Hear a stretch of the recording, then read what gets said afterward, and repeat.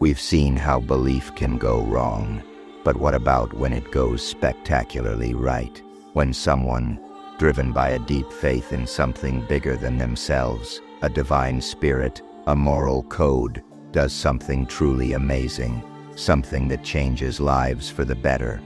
Today, we're not just talking about everyday kindness, as important as that is. We're highlighting specific moments where individuals, fueled by their strong beliefs, stepped up, risked it all, and made a massive difference, all in the name of God or their deepest spiritual values. These are true stories of courage that need to be told.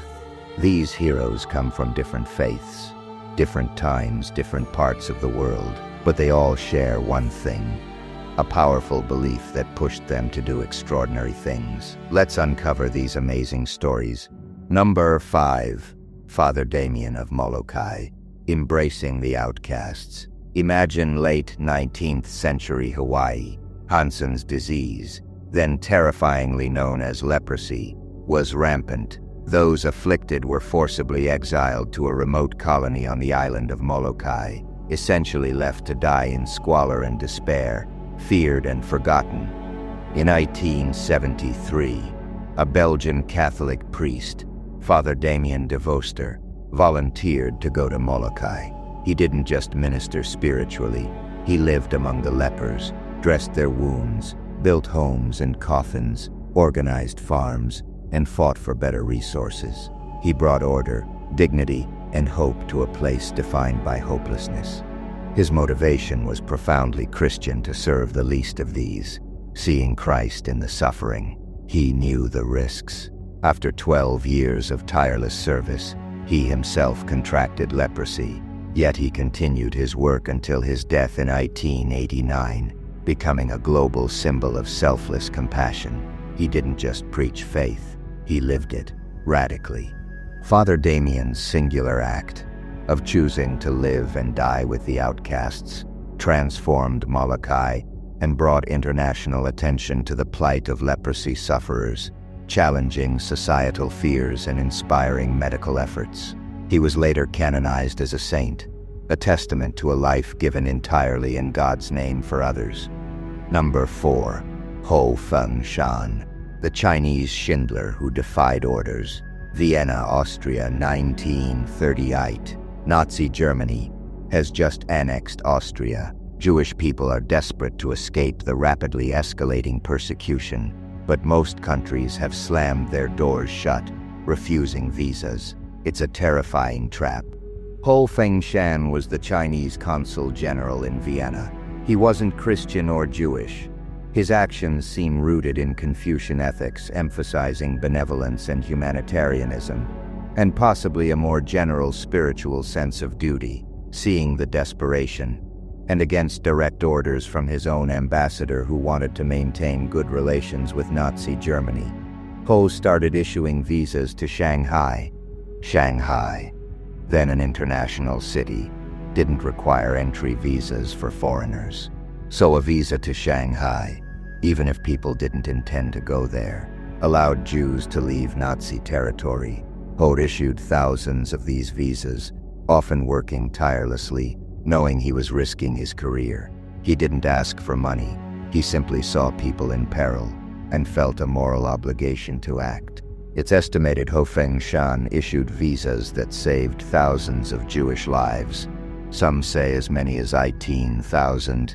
Though exact numbers are hard to verify, he was eventually recalled and faced disciplinary action for his disobedience. His quiet heroism, driven by a profound sense of human decency likely informed by his cultural and spiritual upbringing, was largely unknown for decades until after his death. Number 3. The Sabbatarian farmers of Le Chambon-sur-Lignon, a village of refuge, France, World War II. Under Nazi occupation and the collaborationist Vichy regime, Jewish people were being rounded up and sent to death camps. In the small, remote Protestant Huguenot village of Le Chambon-sur-Lignon in southern France, something extraordinary happened. Led by their pastor André Trocmé and his wife Magda, the entire village, deeply influenced by their history of persecution as Huguenots, and their strong Christian pacifist beliefs, decided to shelter Jewish refugees, especially children. Their faith taught them to love your neighbor and obey God rather than unjust human laws. For years, the people of Le Chambon and surrounding hamlets hid thousands of Jews in their homes, in farms, in schools, even in the forest. They forged documents, arranged escape routes to Switzerland, and shared their meager wartime rations. When Vichy officials came searching, the villagers, including children, were taught to lie and protect those they sheltered. It was a conspiracy of compassion. They did this at enormous personal risk. Several villagers, including Pastor Trocmé's cousin Daniel Trocmé, were arrested and died in concentration camps for their efforts. Yet the village persisted. It's estimated that between 3,000 and 5,000 Jewish people, many of them children, found refuge in Le Chambon. The collective courage of Le Chambon, fueled by a deeply ingrained faith that demanded action in the face of evil, stands as one of the most remarkable examples of communal resistance during the Holocaust. It wasn't one hero. It was an entire community living out their beliefs in God's name by saving lives. Number 20. Abdul Sattar Edhi, Pakistan's Angel of Mercy. Moving to a different faith and context, meet Abdul Sattar Edhi of Pakistan. He was a devout Muslim, driven by the Islamic principles of charity, zakat and sadaqah, and service to humanity. But his actions went far beyond ordinary religious observance. He became a national icon of compassion. In 1951, with very little money, E.T. founded the E.T. Foundation in Karachi. It started as a small dispensary. Over decades, fueled by his unwavering faith and tireless work, he lived incredibly simply himself. It grew into Pakistan's largest and most respected social welfare organization, providing a vast network of services.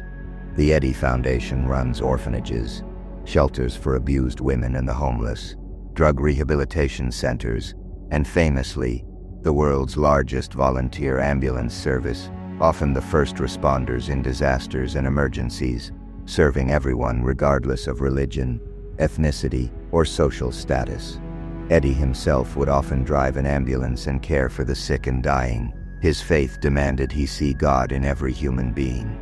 He also established Jewelers' baby cradles outside Edhi centers, where unwanted infants could be left anonymously, saving countless newborns from abandonment or infanticide. This was a controversial but life-saving act in a conservative society. He faced criticism from some religious hardliners, but never wavered in his mission of compassion. Abdul Sattar Edhi, known as the richest poor man, dedicated his entire life to serving the most vulnerable, inspired every step by his Islamic faith. He showed how one individual's deeply held religious conviction, combined with relentless action, could create a massive, life-saving institution and inspire a nation. His work continues to save lives daily. Number 1. The Path of Thích Quảng Đức, The Burning Monk, Vietnam, 1963. The country is deeply divided, and the US-backed government of South Vietnam, led by Catholic President Ngo Dinh Dix, is accused of severely persecuting the Buddhist majority. Buddhist monks protest peacefully, but the repression continues. On June 11, 1963, Thích Quảng Đức, an elderly Mahayana Buddhist monk, arrived at a busy Saigon intersection. He sat calmly in the lotus position as other monks poured gasoline over him. He then lit a match and engulfed himself in flames, remaining perfectly still and composed as he burned to death. It was an act of ultimate protest. His motivation was profoundly Buddhist, an act of self-sacrifice to draw the world's attention to the suffering of his people and the injustices of the Dixim regime. It wasn't suicide in the Western sense, but a desperate, compassionate act to awaken conscience. Buddhist teachings emphasize non-violence, ahimsa, but also compassion for all beings and the need to alleviate suffering. The iconic photographs of his self-immolation shocked the world.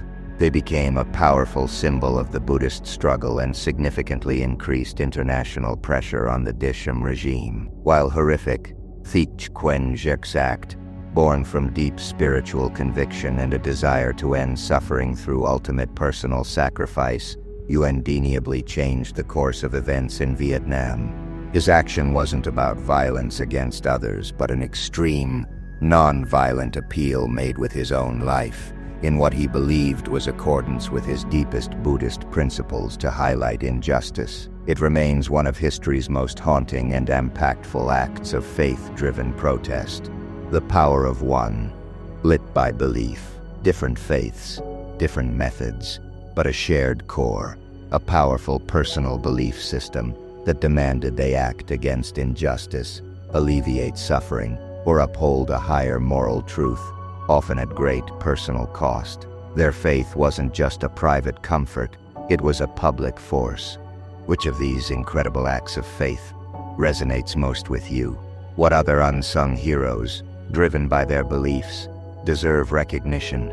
Share their stories in the comments, and if these tales inspired you, please subscribe.